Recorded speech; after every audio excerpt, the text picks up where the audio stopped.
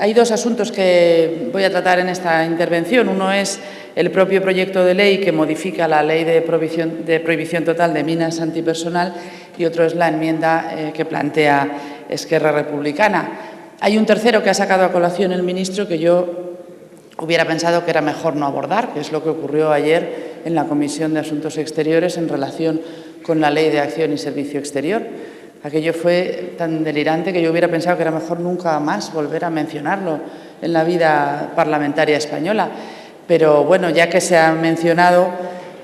yo sí que subrayo el razonamiento perverso que hay tras esa afirmación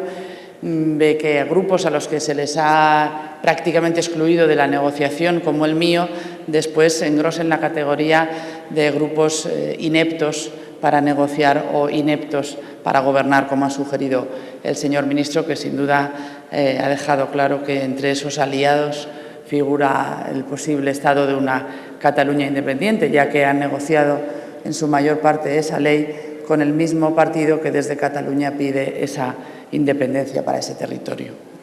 Entrando en lo que es el proyecto de ley de modificación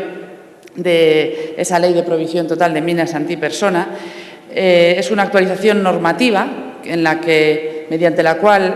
aplicamos los compromisos adquiridos por nuestro país en la Conferencia Diplomática de Dublín y que, por supuesto, mi grupo considera un avance y creo que es importante dejar claro que apoyamos esta firma, apoyamos este proyecto de ley y estamos satisfechos de que nuestro país, en este tipo de convenciones y de instrumentos normativos internacionales para contribuir al desarme y, particularmente, contribuir a la erradicación de armamento que resulta más dañino y más cruel contra la población civil y para, de alguna manera, poner límites a eso que parece que es ilimitadamente irracional, como es la guerra. Pues bien, esa posición de vanguardia que suele tener nuestro país, nosotros la aplaudimos y, desde luego, apoyaremos este proyecto de ley. No obstante,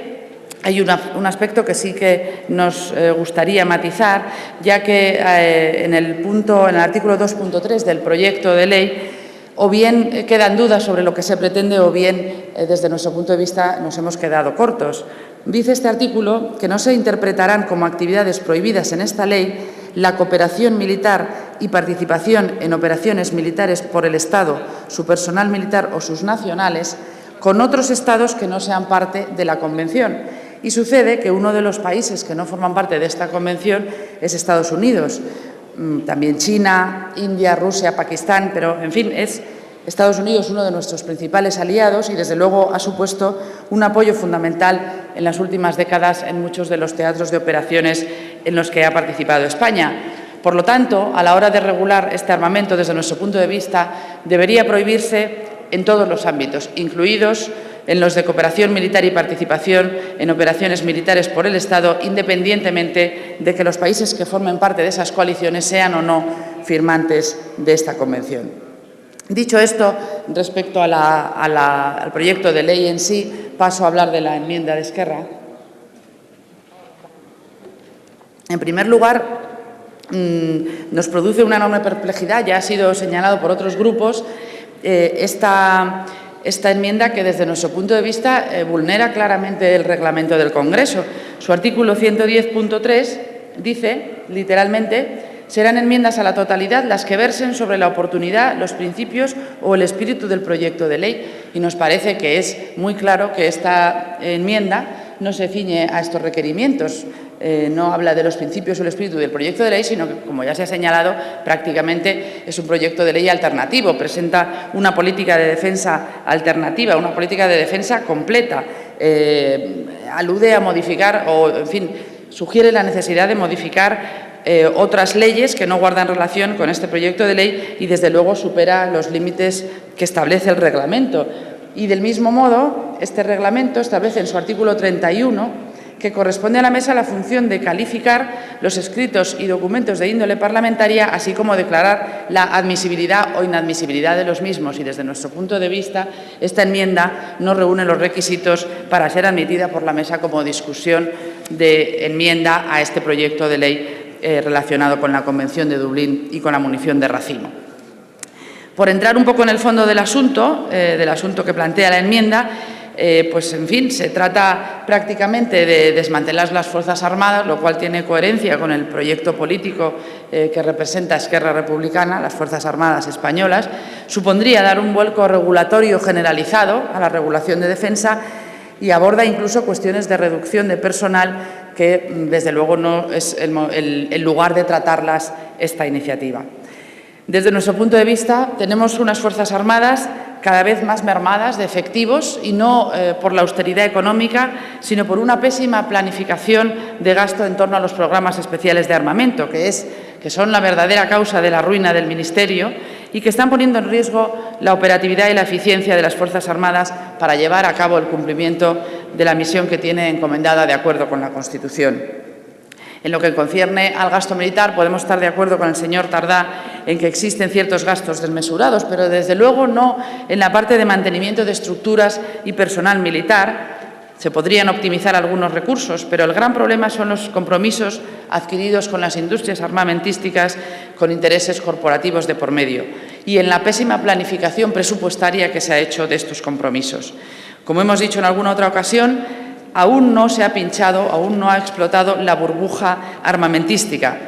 y nuestro país ha empeñado presupuestos tanto del Ministerio de Defensa como de otras partidas en una teórica modernización de armamento que no es perversa en sí misma y en algunos aspectos es necesaria, sino que está desenfocada respecto a las nuevas misiones, las estrategias y las amenazas a las que se enfrenta nuestro país hoy y que están definidas en la Directiva de Defensa Nacional y en la Estrategia de Seguridad Nacional.